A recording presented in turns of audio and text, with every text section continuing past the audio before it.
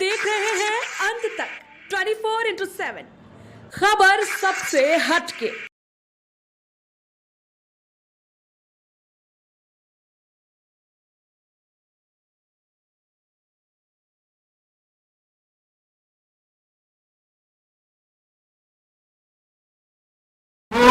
संसद में महिला बिल पास नहीं जाना, पिछड़े वर्ग की महिलाओं को ये सुनने में आया है कि आरक्षण उस बिल में नहीं मिला है।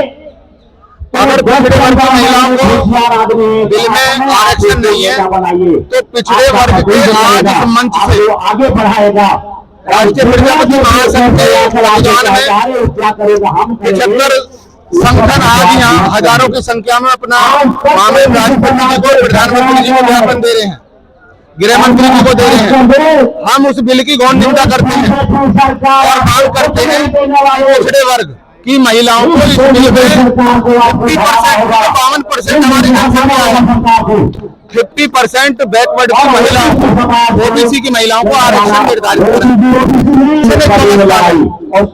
और जब आरक्षण महिलाओं के लिए दिया गया और एससी के लिए दिया गया है, या तो इस आरक्षण में सब महिलाओं को सामान्य मिला हो, किसी को आरक्षण ना हो, और आरक्षण दिया है तो पिछड़े वर्ग को भी आरक्षण देना हो। उनका भी हक है, पिछड़ा वर्ग इस देश का नागरिक है। गरीबों को बराबरी में लाने के लिए अवसर दिया जाता है, और अगर सरकार अवसर नहीं देंगी तो पिछड़ों के साथ अन्याय करना, ये हमारी मांग है। कितने संदेश फिर एजुकेशन की आवश्यकता नहीं है मेरे ख्याल से। एजुकेशन मस्ट है। सरकार से हम मांगने क्या आए हैं? एजुकेशन ही तो मांगने आए हैं, नौकरियां ही तो मांगने आए हैं, गरीबों के हक ही तो मांगने आए हैं। मनुवादी विचारधारा से आरक्षण तैयार नहीं होता, संविधान से तैयार होता है। हमारा ये कहना है कि अमीर अगर पिछड़े वर्ग में वैसी आरक्षण नहीं लेता, आरक्षण तो गरीब लेते हैं। जब EWS का आरक्षण 10% दे दिया तो 49.5% की बाध्यता खत्म हो जाती है। सबको जितनी जिसकी संख्या है उसके आधार से पिछड़े वर्ग को आरक्षण दे देना चाहिए। जनगणना नहीं हो रही है कब से, उसके लिए सरकार से क्या कहना है आपका? सर देखिए, 1931 से जनगणना हुई नहीं है, हुई है तो क्लियर नहीं है, ओपन नहीं है। हमारा मानना है कि 1931 से कोई जनगणना हुई नहीं है, जनगणना कराई जाए, ओपन कराई जाए और उसके आधार से आरक्षण दिया जाए। आज से क्या संदेश देना चाहते हैं देश के प्रधानमंत्री को और आम जनता को, जिससे आम जनता आपके साथ खड़ी मिले? हम प्रधानमंत्री जी का 9.5 साल पहले पिछड़े वर्ग ने प्रधानमंत्री जी को वोट देकर अपना प्रधानमंत्री बनाया, चुना। आज वही पिछड़ा वर्ग मांग करता है और उनका स्वागत करने के लिए भी तैयार है, और उन्हें बताने भी आया है कि पिछड़े वर्ग के हकों को दबाया ना जाए। उनको जो सोतिस है, गरीब हैं, जिनको आरक्षण चाहिए, पिछड़े वर्ग को सरकार में भागीदारी चाहिए, IAS PCS में आरक्षण चाहिए, 52% की संख्या को, विधायक, विधान परिषद, राज्यसभा सदस्य, उसमें बिल्कुल निर्धारित किया जाए 52% की जनसंख्या का आरक्षण। शिक्षा में दिया जाए, चिकित्सा में दिया जाए, महिलाओं के बिल में भी दिया जाए। ये तो ऑलरेडी दे रखा है उन्होंने, और 29% यहाँ पे संसद में भी है। नहीं, पिछड़े वर्ग का कहाँ है? ये बोला है ना जो रिजर्व है, हमारा कैसे मान लें? ये कोई मानने की बात नहीं। तो हमारा ये मानना है कि इन सबको प्रधानमंत्री जी का दिल्ली में करोड़ों माला लिए खड़े कि वो हमें आरक्षित करें, पिछड़ों की बात कहें। और अगर प्रधानमंत्री जी या सरकार, क्या मांगना है हमें सरकार से, अगर सरकार नहीं देती है तो जो वोट बनाती है वो फिर बदलने का काम नहीं करती। ये माना जाए कि अगर आरक्षण नहीं मिलता है 2024 में, कुछ 24 में क्या हो तो देखिए वक्त बताएगा। कैसा आप बता रहे हो? जब हमारा ये कहना है कि ओबीसी की बात करेगा वो देश पर राज करेगा, अगर ओबीसी की बात नहीं करेगा तो देश पर राज नहीं करेगा। आप इसे किसी भी तरीके से मान लें, ये तो मीडिया का अपना मानना है, हमारा अपना तरीके से कहना है। हम तो वोट देंगे, लेकिन उसको देंगे जो ओबीसी की बात करेगा, ओबीसी की बात करेगा। ओबीसी। धन्यवाद। चाहते हैं कि समाज है जिसकी संख्या 8% से लेकर 75% तक है, वो उसका हिस्सा नहीं मिल रहा। और जो जमीनी जो ग्रास रूट लेवल में जमीनी हकीकत है उसको सरकार जो है नकार रही है। वो गरीब से होता जा रहा है और अमीर होता जा रहा है। ये एक डिवाइड एंड रूल की पॉलिसी है। इस पॉलिसी को देखते हुए ये जो सरकार है ये सक्सेस होने वाली नहीं है।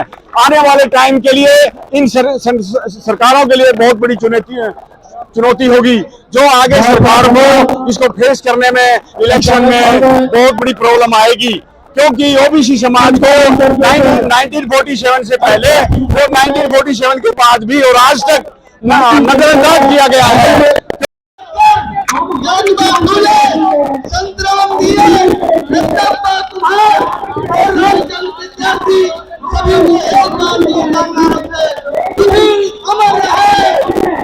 दिया है बोल के 50% बोल के रह गए थे महिला को, ओबीसी महिला को होगा कहाँ हुआ है। मोदी 36 इंच का चीना लेकर बोलते हैं कि मेरा 36 इंच का चीना है और हम 2024 में दिखा देंगे कि महिलाओं का भी 26 इंच का सीना है। इस देश में 1931 की जनगणना के बाद जनगणना नहीं कराई जाती है।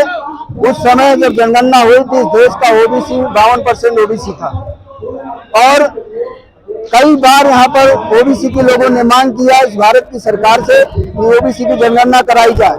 कई राज्यों में ओबीसी जनगणना की बात की गई और वहाँ चालू किया गया, जिसमें केंद्र की सरकार ने उस पर रोक लगा दिया। आखिर क्यों केंद्र की सरकार ओबीसी की जनगणना क्यों नहीं कराना चाहती, क्यों डरती है ओबीसी की जनगणना कराने से? आखिर ओबीसी की जनगणना करा देने से ओबीसी के हक और अधिकार मिलने की बात आती है उसके सामने। इस देश में ये लोग भारत की सरकार 1 नेशन 1 इलेक्शन की बात करती है। हम कहते हैं 1 नेशन किया जाए, लेकिन 1 एजुकेशन की भी बात होना चाहिए। इस देश राष्ट्रीय प्रजापति तथा अन्य पिछड़े वर्ग के लोगों के माध्यम से जो उनका दुख दर्द है, क्योंकि हम लोग राजनीतिक, शैक्षिक, आर्थिक, सामाजिक रूप से हम पिछड़े हैं। पिछड़े होने की वजह से आज तक हमारा वो विकास नहीं हो पाया है जो सही मायने में हमारा विकास होना चाहिए। ना तो हम शैक्षिक रूप से विकसित हो पाए, ना हम आर्थिक रूप से, ना हम राजनीतिक रूप से। इसलिए हम लोगों ने एक मंच ऐसा तैयार किया जहां सभी अति पिछड़ी जाति के लोग इकट्ठे होकर के अपने दर्द का बयां कर सकें, सरकार से ये मांग कर सकें कि हमें भी समानता का अधिकार दिया जाए, हमें भी शैक्षिक रूप से, हमें भी राजनीतिक रूप से भागीदारी दी जाए, जिससे हमारे बच्चे आगे पढ़ सकें। और जो हम लोगों को क्रिमिनल लेयर में रखा हुआ है उसकी वजह से हमारे आगे आने वाले बच्चे वो भी रह जाते हैं। उसकी मांग करते हैं कि उसको वहां से हटा दिया जाए और जातिगत जनगणना की मांग करते हैं।